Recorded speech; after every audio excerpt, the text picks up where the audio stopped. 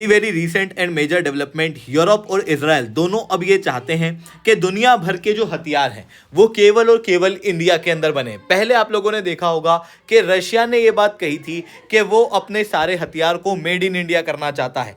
अब यूरोप और इसराइल भी इस लाइन के अंदर जुड़ रहे हैं।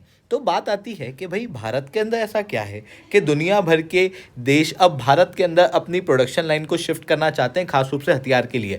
इसे मैं शुभलिंग चौहान डिटेल में आप लोगों के साथ में चर्चा करूंगा, बट उसके पहले आप लोग मेरे साथ में SRC10 टेलीग्राम ग्रुप के ऊपर जुड़ सकते हो। मेरे क्लास की अपडेट, PPT, PDF सब कुछ आपको यहाँ पे मिल जाएगी। UPSC CSE की तैयारी करना है, इंडिया के टॉप एजुकेटर से ऑफलाइन क्लासेस के अंदर पढ़ना है, आप लोगों के पास में अच्छा मौका है। अनअकैडमी अब केवल ऑनलाइन ही रहा है, अनअकैडमी अब ऑफलाइन भी आ चुका है। जुड़ना चाहते हो तो इस नंबर पर कॉन्टैक्ट कर सकते हो। इसके अलावा मंथली करंट अफेयर्स की मैगजीन, प्रीवियस ईयर के क्वेश्चन, प्रीलिम्स के मॉक टेस्ट, NCERT के नोट्स की समरी, इंडिया ईयर बुक की summary free of cost download करना है। नीचे डिस्क्रिप्शन के अंदर मैंने लिंक दी हुई है, वहां से आप लोग डाउनलोड कर सकते हो। चलिए दोस्तों, आप समझने का प्रयास करते हैं यहाँ पे क्या हुआ है। देखो, पहले के समय पे जब हम लोग बात करें 1990s के बाद से 2010 तक, ये जो पीरियड था ना, ये कोल्ड वॉर के हैंगओवर का पीरियड था, जब लोगों को ये लगता था कि बेहतर टेक्नोलॉजी अगर होगी तो युद्ध जीते जा सकते हैं। बट अब समय बदल चुका है। अब जब रशिया यूक्रेन वॉर हम लोगों ने देखा, हम लोगों ने जब देखा गाजा के अंदर जो इजराइल का युद्ध हुआ, इनके अंदर क्लियरली ये बात साबित होते हुए दिखाई दे रही है कि युद्ध जो है ना वो बेसिकली लंबे चलते हैं, और लंबे चल रहे युद्ध के अंदर हथियारों की कमी पड़ना काफ़ी कॉमन बात होती है। फॉर एग्जाम्पल आप देख सकते हो, यूरोप के अंदर आपको कमियां देखने को मिली, इसराइल की आर्मी को भी हथियारों की कमी जो है वो देखने को मिली। इवन जो 155 mm के शेल हैं वो पूरे वर्ल्ड के अंदर आज शॉर्टेज में है। अब बात आती है कि भाई ये शॉर्टेज है क्यों। बेसिकली अगर मैं यूरोप की बात करूं तो यूरोप ने क्या किया था कि जब दूसरा विश्व युद्ध खत्म हुआ उसके बाद अपनी डिपेंडेंसी केवल और केवल US के ऊपर रखी, जिसके कारण से पीस टाइम इफिशिएंसी इनकी काफ़ी कम रही। इन्होंने डिफेंस के हथियार ज़्यादा बनाए नहीं। इन्होंने सोचा कि अब हम लोग हथियार का प्रयोग ही नहीं करेंगे। इन्होंने सोचा कि अब हम लोग डिफेंस को ज़्यादा डेवलप नहीं करेंगे, जिसके अंदर जर्मनी जैसे कई सारे देश जो हैं वो शामिल थे। ऐसी कंडीशन में इनकी जो प्रोडक्शन बैचेस हैं वो काफ़ी छोटी हैं। सप्लाई चेन जो है वो जस्ट इन टाइम, जैसे ही ज़रूरत पड़ेगी वैसे ही कुछ हथियार बन जाएंगे, उस तरीके की है। उसकी वजह से यूक्रेन युद्ध के अंदर पूरी तरीके से इनकी डिपेंडेंसी अमेरिका के ऊपर दिखाई दी। साथ में जो फैक्ट्री थी वो हथियारों को बहुत तेज़ी से नहीं बना पाई, ना ही गोला बारूद को तेज़ी से बना पाई, जिसकी वजह से जो प्रोडक्शन लाइन थी वो पूरी तरीके से स्ट्रेच हो गई। और यूरोप के अंदर हथियारों का शॉर्टेज जो है वो क्लियर रूप से देखने को मिला, और डिपेंडेंसी पूरी तरीके से यहाँ पर अमेरिका पे दिखाई दी। जैसे ही अमेरिका ने हथियार देना बंद किए तो युद्ध जो है वो पूरी तरीके से कमज़ोर स्थिति पे आ चुका था। वहीं दूसरी तरफ में इसराइल की बात करूँ तो इसराइल के पास में टेक्नोलॉजी तो बहुत अच्छी है। इनके पास में मिसाइल टेक्नोलॉजी भी है, एयर डिफेंस सिस्टम भी है, लॉइटरिंग म्यूनिशन भी है, बट इनकी ज्योग्राफी बहुत कम है, आबादी भी कम है। इसकी वजह से इंडस्ट्रियल कैपेसिटी काफ़ी कम है। तो ऐसी कंडीशन में क्या होता है कि हथियारों का तेज़ी से प्रयोग तो करते हैं, पर उतनी तेज़ी से इनके पास में हथियार जो हैं वो बन नहीं पाते, और इस कारण से इजराइल भी अपने पास में हथियारों को कम प्राप्त करता है। और ऐसी कंडीशन में साफ बात है कि कई सारे देश अब चाहते हैं कि भाई हम अपने हथियारों की इंडस्ट्रियल कैपेसिटी को बढ़ा के रखें, बट उसके लिए इनको सीधी चीज़ है, चाहिए ज़्यादा आबादी, और इंडिया इसी कारण से चीज़ों के अंदर काफ़ी फिट बैठता है।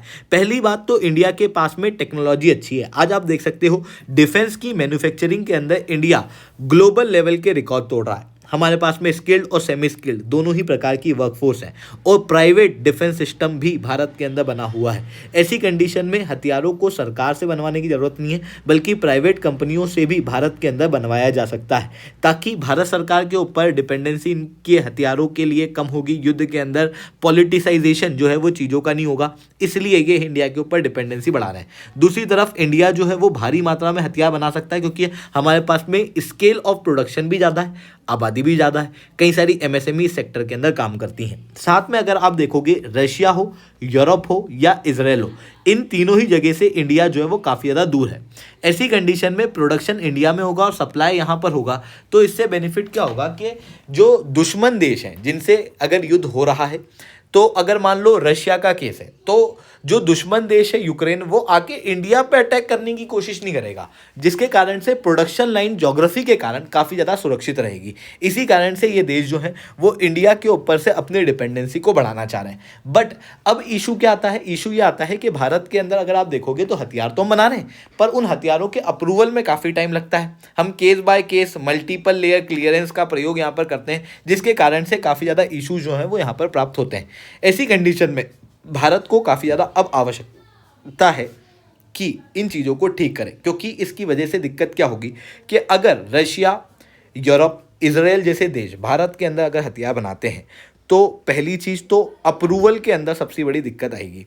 दूसरा कि अगर युद्ध के समय पे अचानक से भारत ने अप्रूवल रोक दिए, तो क्योंकि केस बाय केस अप्रूवल हो रहे हैं कि एक हथियार है तो उसको अप्रूवल अलग दिया जा रहा है, दूसरा हथियार है तो उसको अप्रूवल अलग दिया जा रहा है, तो सडन एक्सपोर्ट फ्रीज भी हो सकता है और लास्ट मिनट पॉलिटिकल डिले भी हो सकते हैं युद्ध के समय पे। इस कारण से ये लोग चाहते तो हैं इंडिया के अंदर अपनी सप्लाई चेन को शिफ्ट करना, पर इन कारणों से कर नहीं पा रहे।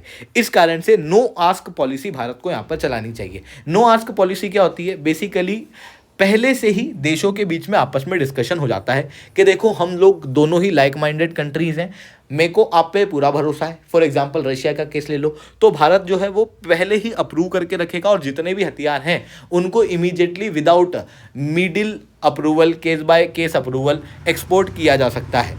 ये already US, France, Germany, Israel जैसे देश करते हैं। भारत भी इस तरीके की चीज़ जो है वो कर सकता है, यानी कि रिपीटेड परमिशन, कोई डिप्लोमेटिक पैनिक ना हो, ये काम भारत यहाँ पर काफ़ी बेहतर रूप से कर सकता है। बट अब बात आती है कि अगर हम रशिया को या फिर यूरोप को या फिर इजराइल को बिना अप्रूवल के, ज़्यादा अप्रूवल दिए वगैरह अगर हथियार देते हैं, तो क्या ये भारत भी युद्ध के अंदर जुड़ गया ऐसा माना जाएगा? ऑब्वियसली नहीं। देखो बात क्या होती है कि अभी रशिया यूक्रेन वॉर चल रहा है, उस समय पर यूएस भी हथियार भेज रहा है, तो क्या यूएस टेक्निकली वॉर पे है? नहीं। क्या यूएस के ऊपर बहुत ज़्यादा स्ट्रेस पड़ रहा है? नहीं। वो तो यूएस अलग से एड प्रोवाइड कर रहा है, इस वजह से उसके फाइनेंस के ऊपर असर पड़ता है।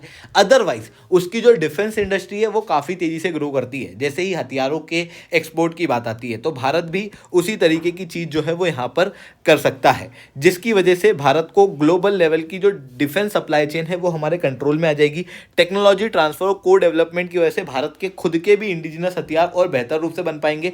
हमारे इकोसिस्टम को वेस्टर्न और इजरायली और रशियन इकोसिस्टम से जोड़ने से भारत के पास में जो टेक्निकल इफिशिएंसी है वो भी और ज़्यादा बेहतर होगी, इवन बेटर देन चाइना। और यहाँ पर हमारी बेसिकली आज के समय पे अगर मैं युद्ध की बात करूं, तो युद्ध के अंदर जो सबसे ज़्यादा इंपॉर्टेंट हो जाता है वो है इंडस्ट्रियल कैपेसिटी, कि युद्ध के समय पे कितना हथियार हम बना सकते हैं, तो वो चीज़ भी हमारी यहाँ पर बनेगी। तो ये सारी चीज़ें यहाँ पर देखने को मिल रही है। आई होप ये सारी बातें आपको समझ में आई होंगी। लेक्चर अच्छा लगा हो तो लाइक करना, लेक्चर बहुत अच्छा लगा हो नीचे ऐसा सीटेन कमेंट करना। यूपीएससी सीएससी की तैयारी करना है, इंडिया के टॉप एजुकेटर से ऑफलाइन क्लासेस के अंदर पढ़ना है, तो इस नंबर पर आप कॉन्टैक्ट कर सकते हो। इसके अलावा मंथली करंट अफेयर्स की magazine, previous year question, prelims के मॉक टेस्ट, एनसीईआरटी के नोट्स की समरी, इंडिया ईयरबुक की summary free of cost download करना है। नीचे डिस्क्रिप्शन के अंदर मैंने लिंक दी हुई है, वहां से आप लोग डाउनलोड कर सकते हो। ठीक है दोस्तों, आज के लिए that's all from my side. जय हिंद, जय भारत।